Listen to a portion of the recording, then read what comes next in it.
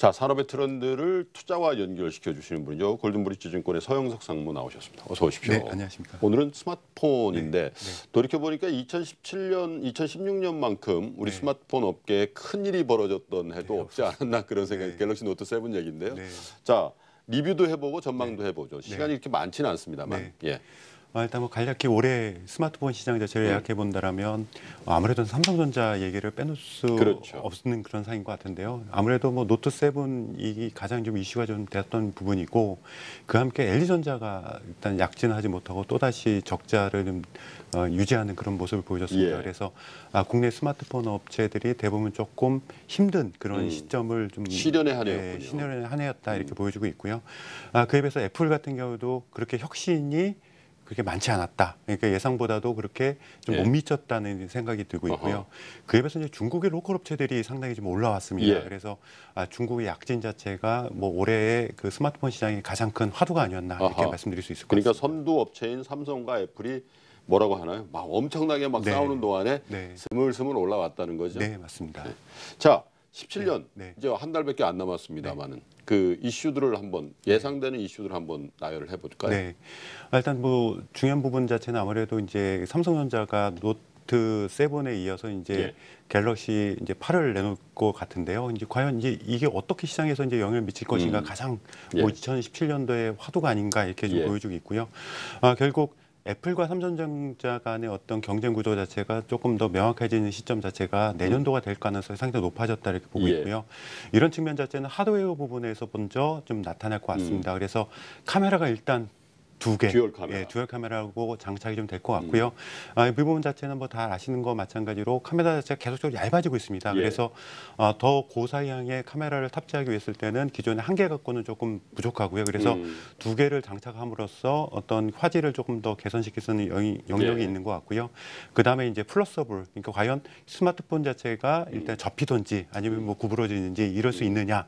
뭐 아직은 좀 시기상조라는 예상이 좀 많긴 하지만 중요한 시점이 좀 될 것 같고요. 그와 함께 바젤리스, 그러니까 이제는 그 글라스가 완전히 다 이제 바젤이 없이 글라스가 완전히 그 스마트폰을 이제 그 덮어 쓸 것 같습니다. 그래서 바젤이라는 게 뭐죠? 그 테두리라고 예. 보시면 됐을 것 같고요. 그래서 이제 바젤리스를 해서 바젤이 없는 그런 스마트폰이 출시가 좀 될 것 같고요.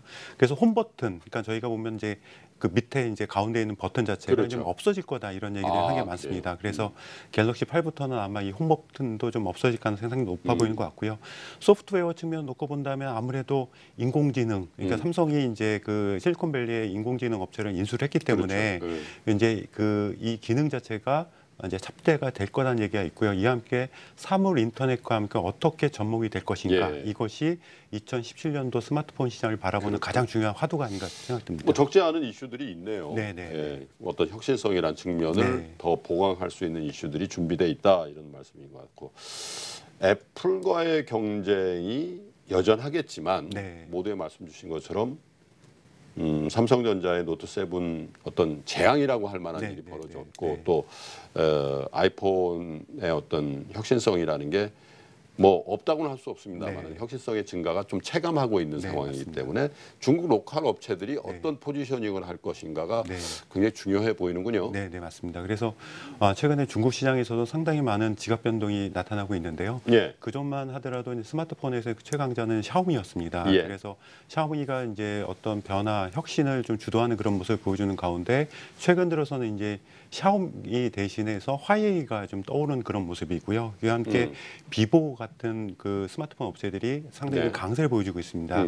그래서 이제 그 샤오미가 좀 약세고 레노버 같은 경우에도 전체적으로 조금 시장에서 좀 밀리는 그런 모습을 보여주는데 핵심은 아무래도 프리미엄급의 어떤 스마트폰이 이제 중국에서도 이제 시장을 좀 자리를 잡았다 이렇게 보여주고 있고요.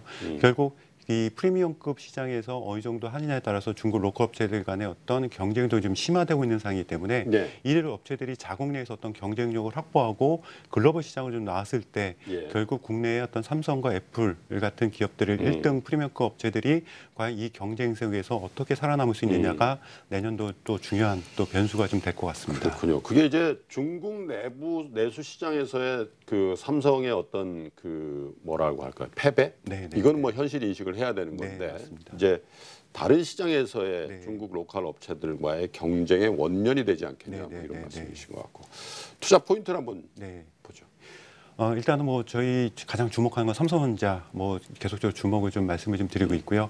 뭐 앞서 말씀드린 것 마찬가지로 비볼립스라는 그 인공지능 업체를 그 실리콘밸리 업체를 인수를 했습니다. 그래서 내년도 이걸 탑재됐을 때 과연 어떤 또 혁신을 좀 가져올 수 있을 건가가 상당히 좀 주목이 좀 되고 있기 때문에 지속적으로 삼성전자에 대해서는 저희는 긍정적인 어떤 시각을 유지를 하고 있고요.